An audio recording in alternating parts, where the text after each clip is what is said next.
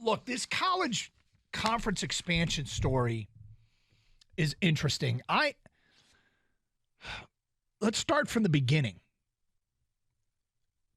I'm sure you've all noticed over the last month and a half, ESPN has been laying off some pretty big names as they're trying to the cost-cutting measures. They're cutting back. So guess what? The worldwide leader no longer has like an oil tanker full of excess cash to be out there bidding on conference broadcast rights. Right? So suddenly a Power 5 conference that doesn't have a TV deal, one of the major players is likely not bidding on that conference's TV rights. So you see ESPN going through cost-cutting measures, and we've seen a lot of big names get laid off ESPN. And now we see the Pac-12 can't get a TV deal done. And I don't think they're uncorrelated. There's no bidding war between ESPN and Fox for Pac-12 TV rights. And in fact, Fox, CBS, NBC, they're now all in with the Big Ten. ESPN is affiliated with the Southeastern Conference. And the two conferences that are left with terrible TV deals, the Pac-12 and the ACC, seem to be vulnerable. Something happened last week that I think is going to lead to potentially a seismic shift. When Colorado, which isn't a huge brand in college football, at one point they were significant and relevant, that it's always been kind of a cool program and one that I've kind of rooted for from afar. But anyway, Colorado, when they left the Pac-12, that was a bigger move than people realize, because the Pac-12 and the Big 12 were two Power 5 conferences that got rated for their brand programs. The Big 12 lost Oklahoma and Texas, and the Pac-12 lost USC and UCLA. So moving forward, it felt like both the Big 12 and the Pac-12 were vulnerable. Right? They were both vulnerable, and they were both going to fight and scratch and claw to maintain significance because they both took hits. And the Big 12 landed, Houston, Cincinnati, UCF, and BYU, which was a nice bounce back. But pulling Colorado from the Pac-12, it's more symptomatic of the Pac-12's problems. Colorado said, look, we've gone too long without a TV deal, a rights deal for our broadcast. We're out. They weren't going to wait any longer.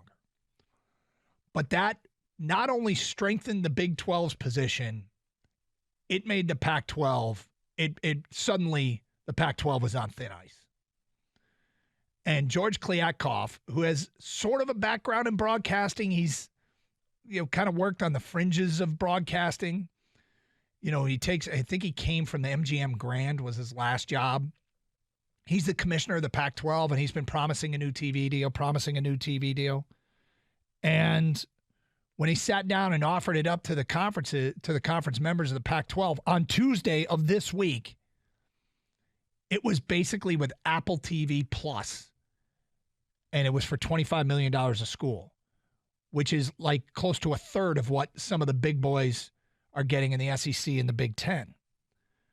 So that proposal takes place Tuesday evening. The Board of Regents at Arizona and Arizona State, which, by the way, they're the trustees or whatever they are, it's one board for both schools, which is interesting. But they immediately held a meeting like, all right, what are our options?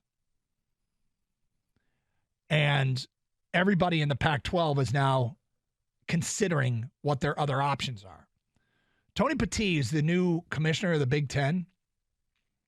He said last week at Big Ten meetings, we're kind of done with expansion. We're just working on integrating USC and UCLA.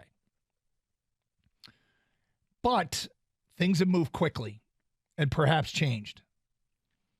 And now there are reports that Oregon and Washington and the other two schools that have been reported that the Big Ten is considering, and this according to The Athletic, the other two schools aren't Florida State and Clemson, as many people are speculating now, as the ACC might be vulnerable. We'll get into the reasons why with that.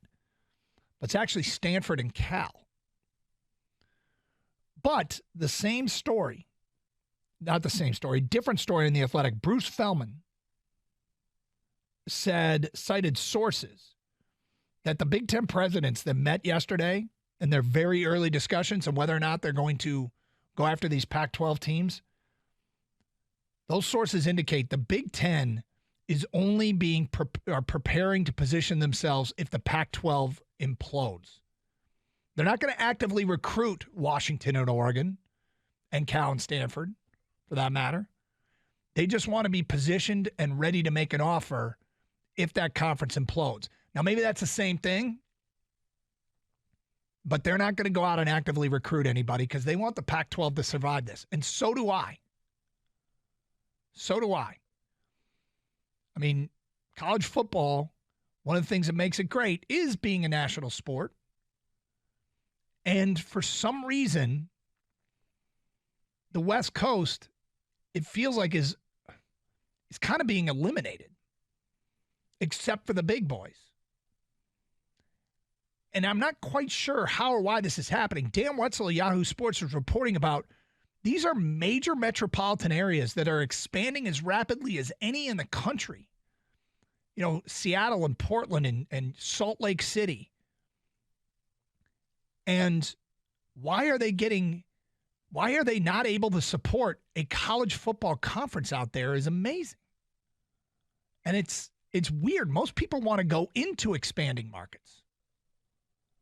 And I guess the Big Ten might, but how the Pac-12 can't hang on to these, and basically how TV networks don't see these markets and value them is odd. But I go back to the beginning. ESPN's cutting costs.